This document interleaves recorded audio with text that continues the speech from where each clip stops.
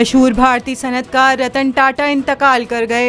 मारूफ भारतीय सनतकार और कारोबारी शख्सियत रतन टाटा 86 बरस की उम्र में इंतकाल कर गए। कहा कि ये हम जरा रतन टाटा के ऊपर बात कर लें और बहुत ही कमाल की ग्रेसफुल की पर्सनालिटी इनकी, और क्या उन्होंने इंडिया के लिए क्या क्या काम कर छोड़े हैं, और अमेजिंग जो है वो इंडियन जो है, आप जानते हैं बिजनेस कम्युनिटी के टाटा, उनका रतन टाटा भाई, उनकी चल रही है जो बहुत बता रहे हैं कि किस तरह से वो अपने कंट्री के अंदर कंट्रीब्यूशन करते हैं हमेशा। और सर हमारे यहाँ बहुत बिजनेस कम्युनिटी के लोग हैं, लेकिन हम ऐसा कोई काम करते हुए दिखाई नहीं देते जो ये कहा जाए कि मुल्क की बेहतरी के लिए किया जा रहा है। पद्म विभूषण रतन टाटा अब नहीं रहे और उनके निधन के बाद से एक शोक की लहर है।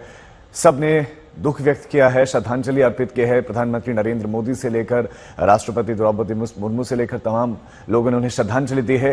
रतन टाटा ने कमाल, जहानत और महारत और फितानत के साथ, निहायत इफ्तिखार के साथ अपने जूतों की नोक पे रख लिया। जाहिर है ऐसा करने में रतन टाटा साहब जो है वो हक बजानिब भी थे। सबसे पहले तो इस आदमी की जितनी मिदहत, जितनी सताइश होनी चाहिए ना, मैं समझता हूं वो पूरी दुनिया में, और वाकई है। ग्रुप का नाम तो आपने सुना होगा। ये इंडिया का एक बहुत बड़ा ग्रुप है और ये सुई से लेकर गाड़ियों से लेकर हवाई जहाजों तक ये तमाम का तमाम बिजनेस जो इंडिया में हो रहा है, ये उसमें किसी ना किसी तरीके से डायरेक्टली इनडायरेक्टली मुलविस हैं। इंडिया की एक बिजनेस ऑर्गेनाइजेशन टाटा ग्रुप, जो इंडिया की फर्स्ट कॉन्ग्लोमरेट बन चुकी है, उसने पाकिस्तान के फुली जीडीपी को क्रॉस कर दिया है। इंडिया की company Tata groups of company का मार्केट कैपिटलाइजेशन है 365 बिलियन करोड़ और पाकिस्तान की फुली जीडीपी है 341 billion crore according to IMF। नमस्कार दोस्तों, चैनल पर आपका हार्दिक अभिनंदन है। दोस्तों, जैसा हम सभी लोगों ने सुना है कि हमारे देश के गौरव, भारत के कोहिनूर श्री टाटा ग्रुप के पूर्व चेयरमैन श्री रतन टाटा जी जो है वो इस दुनिया को छोड़ करके भगवान के श्री चरणों में चले गए हैं। और ऐसे व्यक्तित्व को खो करके इंडिया का जो लॉस हुआ है, जो हमारे समाज का लॉस हुआ है, वो शायद ही कभी पूरा हो सके। ऐसे व्यक्ति को खो करके, ऐसे व्यक्तित्व की कमी हमेशा इंडिया को खलेगी। लेकिन दोस्तों, संसार का ये नियम है, आगे बढ़ना। तो दोस्तों, अब इस पर क्या है कि 45 देशों ने श्री रतन टाटा जी के मृत्यु पर राष्ट्रीय शोक घोषित किया हुआ है। और जब ये न्यूज़ जो है पता चली तो सभी शॉक रह गए। पाकिस्तान में जब ये न्यूज़ पता चली तो उनकी मीडिया भी इससे शॉक रह गई। आइए देखते हैं कि उनका मीडिया और जो लोग हैं उनके इस पर क्या रिएक्शन दे रहे हैं और इसके बारे में उनका क्या कहना है। मशहूर उद्योगपति रतन टाटा का निधन हो गया है। रतन टाटा ने 86 साल की उम्र में मुंबई के ब्रीच कैंडी अस्पताल में कल रात 11:30 बजे अंतिम सांस ली। मुंबई के ब्रीच कैंडी अस्पताल में रतन टाटा का इलाज चल रहा था। मैंने बड़ी डिटेल के साथ पढ़ा हमारे जो टाटा फैमिली को और पारसीज को मैंने पढ़ा है।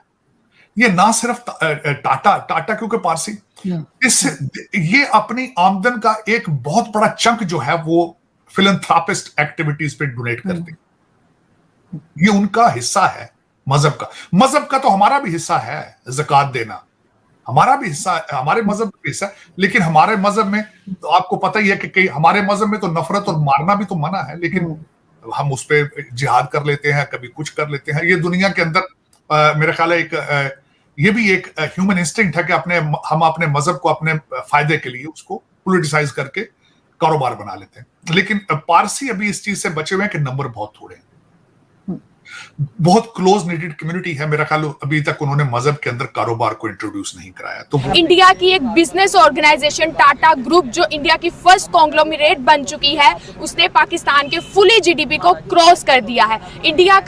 इंडिया की company Tata groups of company का मार्केट कैपिटलाइजेशन है 365 बिलियन करोड़ और पाकिस्तान की फुली जीडीपी है 341 billion crore according to IMF। According to world bank थोड़ी सी ज्यादा है, लेकिन वो भी टाटा कंपनी क्रॉस करने ही वाली है। टाटा कंपनी जिसकी 25 कंपनीज स्टॉक मार्केट में लिस्टेड है और बाकी भी लिस्टेड होने को तैयार है। इंडिया की एक बिजनेस ऑर्गेनाइजेशन टाटा कंपनीज, उसने पाकिस्तान के जीडीपी को क्रॉस कर दिया। उसकी इनकम है 365 बिलियन डॉलर्स और पाकिस्तान की फुली जीडीपी है 348 बिलियन डॉलर। तो क्या कहेंगे इस बारे में?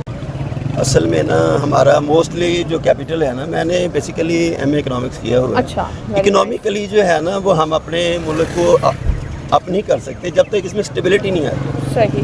We have a lack of political stability. कि ना मतलब हम कितना लो जा रहे हैं कि हमारी पूरी कंट्री एक तरफ है और उनकी एक बिजनेस ऑर्गेनाइजेशन भी हमसे आगे है।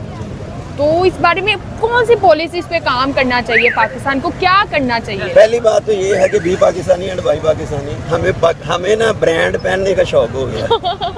सही। हर बच्चे को हमें गाड़ी चाहिए तो ब्रांडेड चाहिए, शूज चाहिए ब्रांडेड चाहिए। भाई be Pakistani and buy Pakistani. अगर आप अपनी कंपनियों को डेवलप करना चाहते हैं तो उन्हें उनसे चीजें खरीदे ना। बिल्कुल ऐसा ही है। हमें जो बाहर से ज़र मुबादला ज़ाया होता है हमारा, वो बच जाएगा। मतलब तो मुल्क का पैसा मुल्क में ही रहे। मुल्क में रहे। लेकिन दुख के साथ है कि इस वक्त जितने भी अमीर लोग हैं पाकिस्तान के, लूटना उनकी पहली प्रायोरिटी है, फिलैंथ्रोपिस्ट वर्क उनकी प्रायोरिटी नहीं। दूसरा एक सबसे बड़ा जो मुझे दुख है, मेजॉरिटी ऑफ मेरे कंट्रीमैन जो है वो मौत पे यकीन नहीं रखते। बार बार उनको लोगों ने कहा है, कई दफा कहा जाता है, उनको बताया जाए कि कफन की जेबें नहीं है, कफन की जेबें नहीं। लेकिन ये कि उनको लूट मार से इतनी मोहब्बत है, डॉक्टर खाने बंद कर देंगे लेकिन फिर भी लूट मार से बाज नहीं आएंगे। कैंसर होगा जाके कीमोथेरेपी लंदन से करा के आ जाएंगे, फिर भी लूट मार से बाज नहीं गिरेंगे। पता नहीं क्या बात है। इस एक पता नहीं हमारे डीएनए में या ब्लड में कोई प्रॉब्लम आ चुका है कि हमें कोई शौक ही नहीं है लेगेसी के बारे में, कि हम अगर मर जाएंगे तो लोग हमें किस तरह याद करेंगे। पता नहीं किस ये पैशन इनको कौन सिखाएगा। कोई किताबें आते हैं यहाँ पढ़ने के लिए, पता नहीं फिर क्या सीख के जाते हैं। मैंने आपको बताया था कि 400 साल पुराने इंस्टीट्यूशंस में से पढ़ के जाते हैं तो मनी लॉन्ड्रिंग ही कर रहे हैं, और क्या करना है, वो कुछ भी नहीं कर रही है। पाकिस्तान के पता नहीं क्यों इनको ये क्यों नहीं सिखाया जाता कि जाके अपने कंट्री को सर्व करो। सर्व करना तो it's not part of it. हमारे पूरे इस सिलसिले में किसी भी हमारी एक्टिविटी के अंदर आपने देखा कोई सर्व कर रहा है? असल में रीजन ये है कि इंडिया में ना एक सिस्टम चल रहा है, वहाँ उनके इंस्टीट्यूशंस काम कर रहे हैं और डेमोक्रेसी भी है, इलेक्शंस भी होते हैं। उनके सिस्टम में ना कभी कोई ब्रेक नहीं आया। 1947 से लेकर टिल टुडे आज़ाद तो हम एक ही दिन हुए थे, लेकिन हमारा प्रॉब्लम ये रहा है कि हमारी जो है ना ट्रेन कभी पटड़ी पे कंटिन्यूसली चढ़ी नहीं है। कभी डेमोक्रेटिक गवर्नमेंट 47 से लेकर 58 तक हमने कोई 5-6 प्राइम मिनिस्टर्स चेंज किए।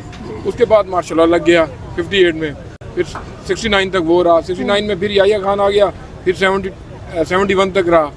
तो फिर उससे भुट्टो के बाद फिर जिया आ गया, फिर बेनजीर नवाज शरीफ 88 से लेकर 99 तक। यानी आई मीन टू से कि जब तक कंसिस्टेंसी नहीं होगी, जब तक पॉलिसीज में स्टेबिलिटी नहीं होगी, गवर्नमेंट स्टेबल्स नहीं होंगी, उनकी पॉलिसीज कंसिस्टेंट नहीं होगी, उस वक्त तक ना मुल्क तरक्की नहीं कर सकता। हम तो जो है ना हर रोज़ नया तजुर्बा कर लेते हैं। कभी मार्शल लॉ आ जाता है, कभी डेमोक्रेटिक गवर्नमेंट आ जाती है। जो डेमोक्रेटिक गवर्नमेंट आती है उसमें लेग पुलिंग होती है और वो स्टेबल कोई नहीं होती। और आप ये देख लें कि मोर देन 70 ईयर्स में हमारा कोई एक प्राइम मिनिस्टर नहीं है जिसने 5 ईयर्स टेन्योर पूरा किया हो। सही बात है, ठीक है। दोस्तों, पाकिस्तानियों को सुनकर हंसी आती है। कहाँ से आते हैं ऐसे लोग? ऐसा लगता है ये लोग हमारे गोले के नहीं हैं, किसी और गोले से आए हैं।